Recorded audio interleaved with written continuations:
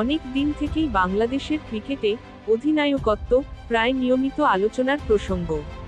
এই অনেক দিনের হিসাবটা করতে হবে 2014 সালে যখন মাশরাফি বিন মুর্তজাকে টি-20 অধিনায়ক করা হলো, তখন থেকে।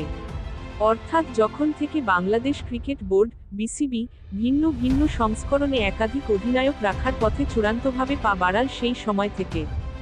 সাকিব আল হাসান কোনো সংস্করণের অধিনায়ক, কিন্তু তিনি হয়তো একটা সিরিজ খেলবেন না। তখন আলোচনা, তাহলে অধিনায়ককে? তামিম ইকবাল সিরিজের মাঝপথে অবসর নিয়ে নিলে প্রশ্ন ওঠে, কে ধরবেন ওয়ানডের হাল? এই করে গত কয়েক বছরে মেহেদী হাসান মিরাজ আর লিটন দাসও ভালোভাবে জেনে ফেলেছেন অধিনায়কত্ব বিষয়টা আসলে কি।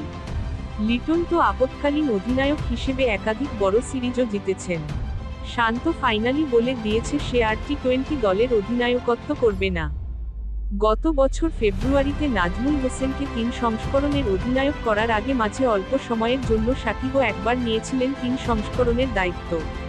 তবে সাকিব তামিম সাকিব করে শেষ পর্যন্ত নাজমুল 3 সংস্করণের দায়িত্ব নেওয়ার পরই মনে হলো, এবার বুঝি অধিনায়কত্ব নিয়ে আলোচনায় বিরতি পড়ল।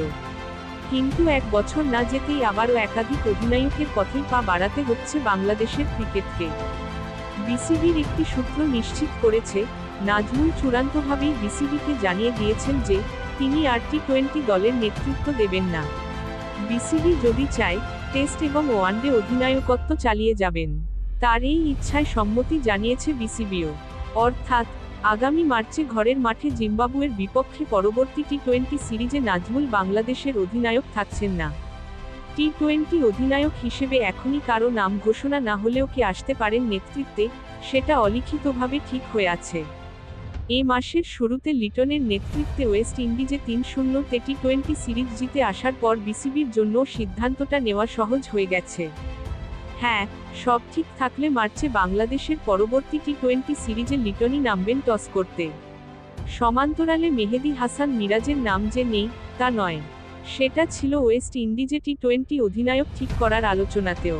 তবে টি-20 দলে মিরাজের জায়গাটা প্রশ্নাতীত না থাকাটা তার বিপক্ষে যাচ্ছে।